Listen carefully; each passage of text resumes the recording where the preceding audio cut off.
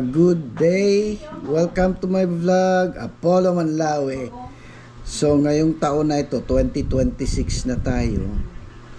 Nagpalit kami ng battery ng aming Toyota Wigo GMT. Ang original na battery nito noon pang 2000. Then June 12, 2023, nagpalit kami ng battery. Ang brand na binili namin is Intense. Ngayon naman, after 2 years, nagpalit na naman kami ng battery. Dahil 2 bars o almost 2 bars na lang yung battery namin. Mahirap daw yung gamitin pag mag-travel tayo ng malayo. So, bumili kami ng bagong battery. Ang kanyang brand ngayon is Mega Force. Itong mga battery na binibili namin, mga mura lang ito. Ito yung pinakamurang battery sa market. Merong mga mamahalin, pero sabi nila, halos pare-pareho lang man daw ito. Ang mahal lang daw nito ay yung pangalan nila. Mayroong ganitong brand, ganyang brand, pero so tingnan natin. So pagbili namin ng battery, dito kami sa Coronadal City. Ang amount nito is 3,400. Then nagpalagay na lang kami, sila na lang din ang naglagay. I-charge kami ng 100. So 3,500 lahat ang nagastos natin para sa battery na ito. So we have a new battery. We will travel sa mga malayong lugar, kailangan gawin yun. So thanks for watching. Panoorin nyo na lang ang video na ito nung nilagay ang battery.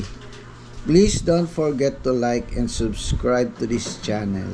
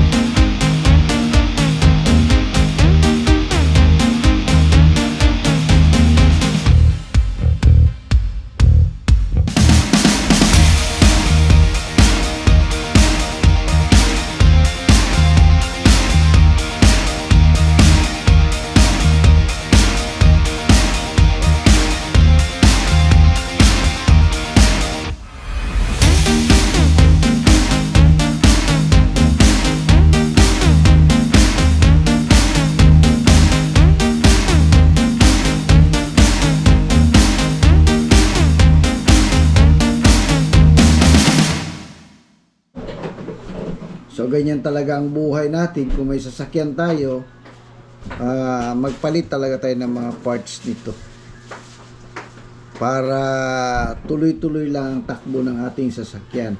So until here, please don't forget to like and subscribe to this channel. Thank you!